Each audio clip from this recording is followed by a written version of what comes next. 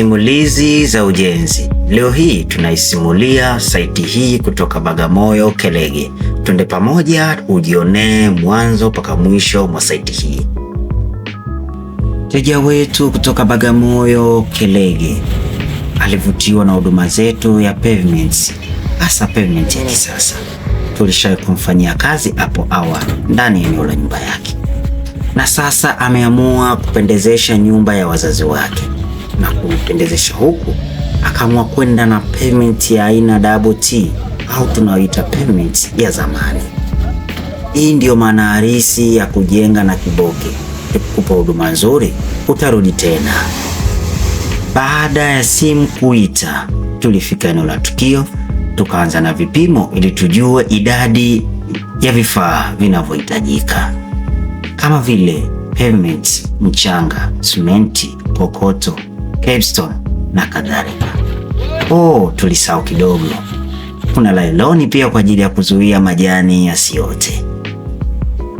Baada ya vipimo, tukamkabidhi hesabu zake, na mteja wetu huyu huwa anatuamini na tushawahi kufanya kazi naye hapo awali. Alitukabidhi pesa zake zote ili tumfanyie kazi na tumkabidhi nyumba ya wazazi wake.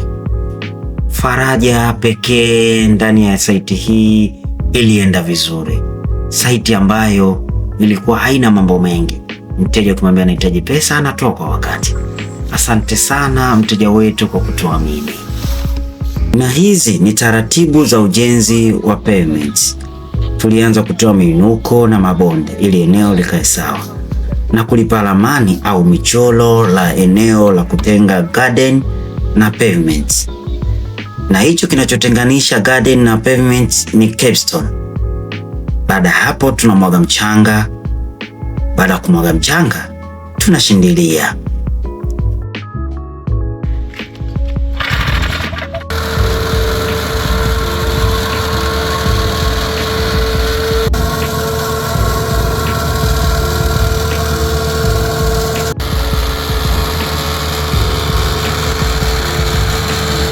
Baada ya kushindilia ardhi, kitachofuata ni upigaji wa lati ili eneo linyooke, uanze ujenzi wa pavements. Kabla ya kujenga pavement tunatandika lailoni chini kwa ajili ya kuzuia majani yasiote. Baada ya hapo ndio tunaanza kujenga pavement zetu.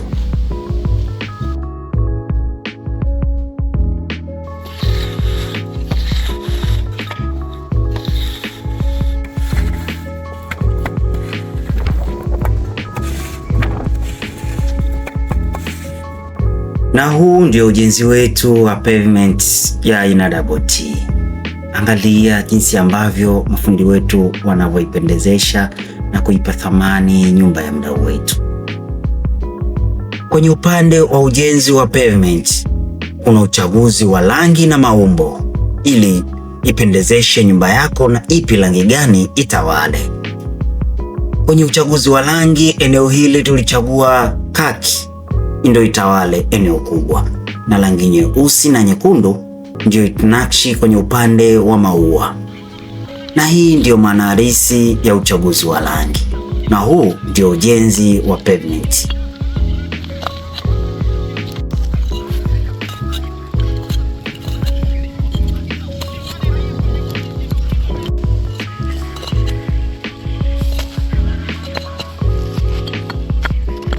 Baada ya kupanga eneo kubwa rangi ya kaki ya pavement, tunaanza kuhesabu mistari kwa ajili ya kutolea maua ili rangi ya nyeusi na nyekundu ikae sehemu nzuri na ivutie eneo la mteja wetu. Na hii ndio maana halisi ya kujenga na kiboke. Baada ya kupangilia pavement ya rangi nyekundu na nyeusi, sasa na hili ndio eneo letu la pavement.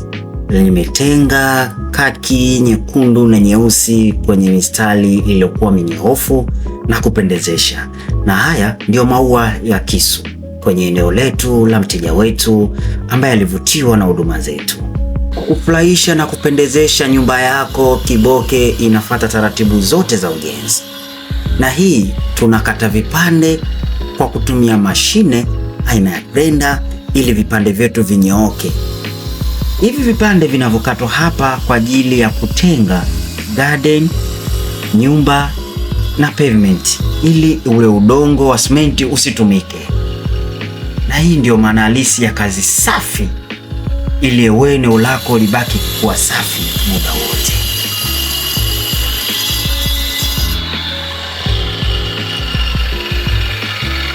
Haya ni matokeo ya saiti yetu baada ya ujenzi. Angalia jinsi gani eneo linavyovutia. Mpangilio wa garden, mpangilio wa rangi wa pavement zinapendeza kabisa. Endelea kufuatilia simulizi za ujenzi.